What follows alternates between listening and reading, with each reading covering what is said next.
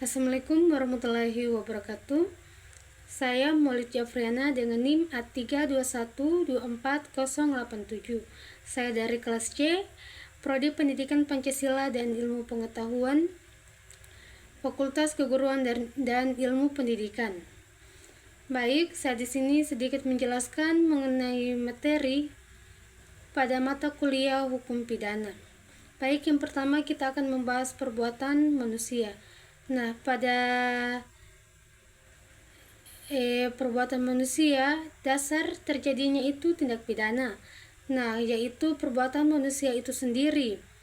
Tanpa adanya perbuatan manusia, tidak mungkin ada tindak pidana. Baik, kita masuk pada yang pertama, yaitu hakikat perbuatan manusia. Dalam hukum pidana, hanya perbuatan manusia yang berkehendak yang bisa dipertanggungjawabkan. Nah, artinya hewan atau alam itu tidak bisa dianggap melakukan tindak pidana karena tidak memiliki kehendak. Nah, kemudian yang kedua kita masuk pada jenis perbuatan. Nah, jenis perbuatan itu ada dua, perbuatan aktif atau komisionis. Nah, itu artinya melakukan sesuatu yang dilarang, misalnya seperti mencuri dan pembunuhan. Kemudian ada juga perbuatan pasif atau omisionis, yang artinya itu tidak melakukan sesuatu yang diwajibkan, misalnya seperti membiarkan orang yang tenggelam padahal itu wajib ditolong. Kemudian yang pada ketiga kita masuk pada unsur kesalahan. Nah, di mana ada dua unsur, yaitu yang pertama ada kesengajaan atau dolus. Nah, kesengajaan atau dolus itu seperti dilakukan dengan sadar dan mengetahui akibatnya. Kemudian yang kedua ada kelalaian atau kulpa. Nah, itu seperti dilakukan tanpa hati-hati atau lalai, sehingga itu menimbulkan akibat pidana. Kemudian selanjutnya kita masuk pada materi melawan hukum. Nah,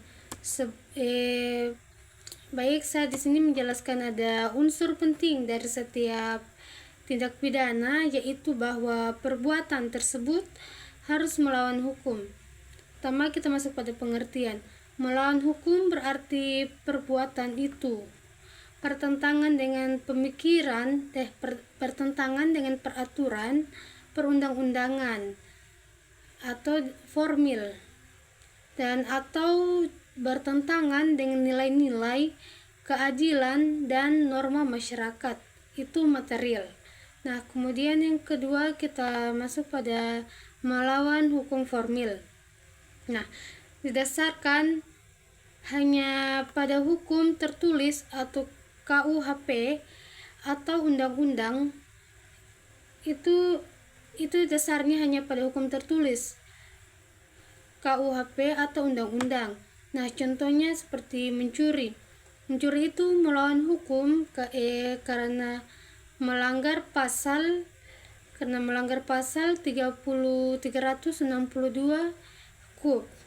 Kemudian pada yang ketiga kita masuk pada melawan hukum material.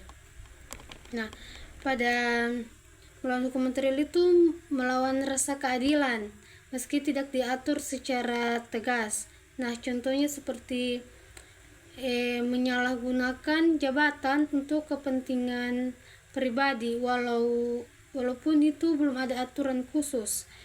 Kemudian yang keempat kita masuk pada fungsi unsur melawan hukum.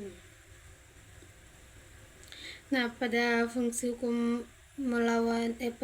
unsur melawan hukum ini itu menjadi batas agar tidak semua perbuatan yang tampak salah langsung dianggap pidana. Kemudian itu juga menunjukkan bahwa tidak semua pelanggaran moral itu sama dengan pidana. Baik, kita masuk pada materi selanjutnya, yaitu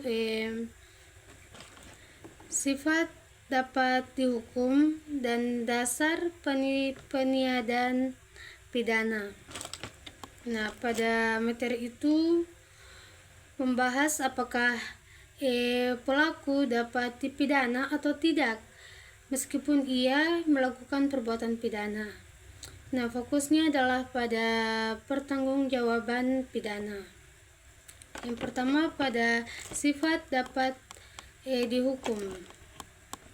Nah, pada sifat dapat dihukum itu, seseorang itu hanya bisa dihukum kalau pertama ia melakukan perbuatan pidana, kemudian dan tidak ada alasan penghapusan pidana. Nah, jadi meskipun seseorang itu mencuri, kalau ada alasan pembenar atau pemaaf, dia tidak dapat dihukum. Nah, kemudian yang kedua, pada dasar penidanaan pidana. Nah, itu dibagi dua jenis alasan. Yang pertama, alasannya itu pembenar atau menghapus sifat lawan hukum, pembelaan terpaksa atau notwehr. Nah, contohnya itu seperti membela diri dari serangan orang lain. Nah, kalau perintah jabatan atau amtelijk bevel itu contohnya seperti polisi menembak pelaku karena menjalankan tugas sah. Kemudian selanjutnya pada perintah jabatan atau pada perintah jabatan. Nah, contohnya itu seperti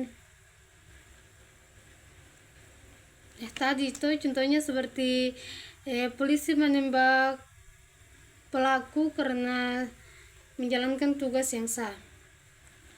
Kemudian pada keadaan darurat ini atau noodtoestand. Contohnya itu seperti memecahkan kaca mobil demi menyelamatkan seorang bayi. Jadi ada seseorang dia melihat bayi di dalam mobil, kemudian ia pecahkan karena mau tidak mau itu seperti keadaan darurat, karena tidak mau dia harus menyelamatkan bayi tersebut. Nah, kemudian masuk pada kedua, yaitu ada alasan pemaaf atau menghapus kesalahan pelaku. Nah, tidak mampu bertanggung jawab seperti sakit jiwa atau di bawah umur. Nah, kemudian ada pembelaan terpaksa melampaui batas, dan ada juga pemaksaan atau ancaman berat, dan perintah jabatan tidak sah yang diketahui pelaku.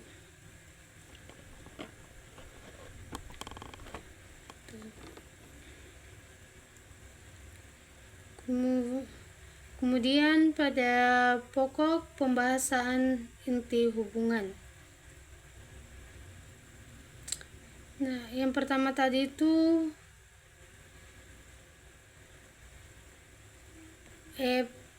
materi pertama tadi pada perbuatan manusia terjadinya tindak pidana. Kemudian materi kedua tadi melawan hukum menentukan pidana, apakah perbuatan itu dilarang hukum. Kemudian pada materi yang ketiga tadi itu dapat dihukum, dan penidanaan pidana menentukan apakah pelaku itu bisa dimintai pertanggungjawaban. Baik, sekian penjelasan dari saya kira bila ada kesalahan dan kekurangan saya mohon maaf. Saya kira billahi taufiq wal hidayah. Wassalamualaikum warahmatullahi wabarakatuh. Terima kasih.